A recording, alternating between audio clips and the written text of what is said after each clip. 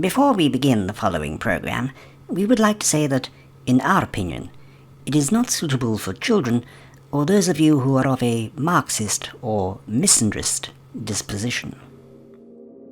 We find ourselves in the void, that empty narrative space between Jodie Whittaker's last series as the Vagina Doctor and the final not-so-specials that will see her regenerate into an actor. But we also have to look back on the huge artistic success and ratings triumph that was Doctor Poo Fluxed. Oh no. Oh, for God's sake! I don't like it. I know you don't. No. No. No. You can't rewrite history, not one line. People spend all their time making nice things, and other people come along and break them. It's the end. You're the cause of this disaster.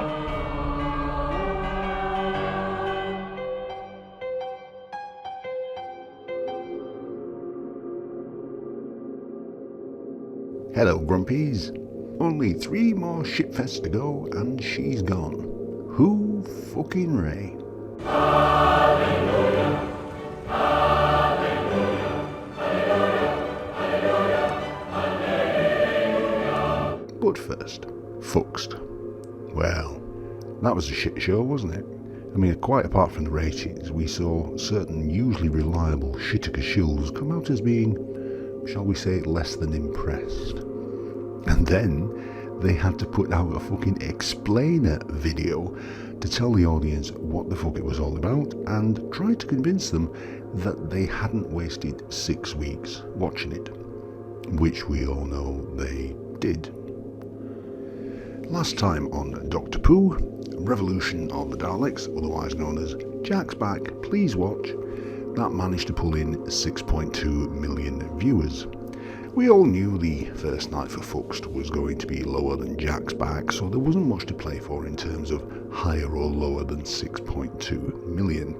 The overnight was 4.4 million, and the consolidated was 5.7, an increase of 1.3. So far, so predictable.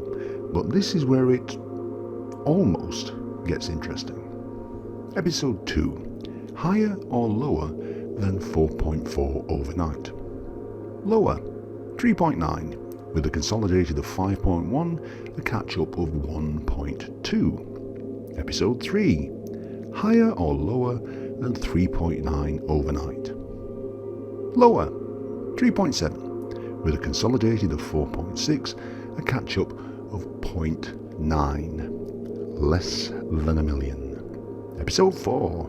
Higher or lower than 3.7 overnight?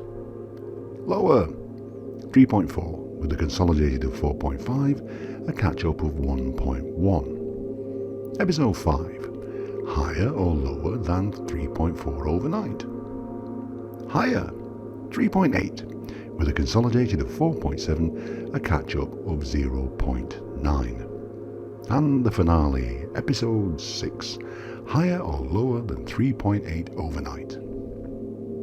Lower, 3.5, with a consolidated of 4.6, a catch-up of 1.1. All of which gives Doctor Poo Fluxed an average audience of 5.1 million.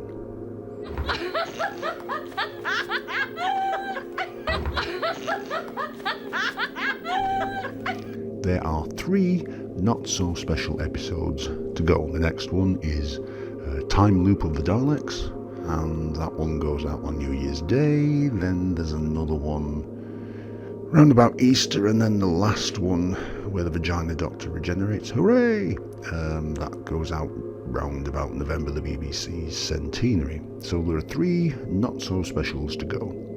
It's not out with the realms of possibility that each of those will get a viewing figure somewhere around the 6 million mark. That's perfectly possible.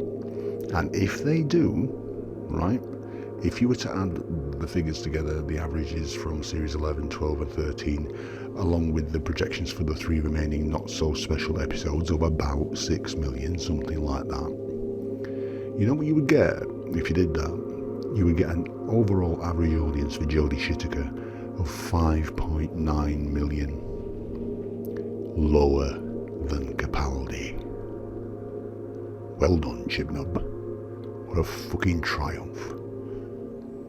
Till next time, stay grumpy.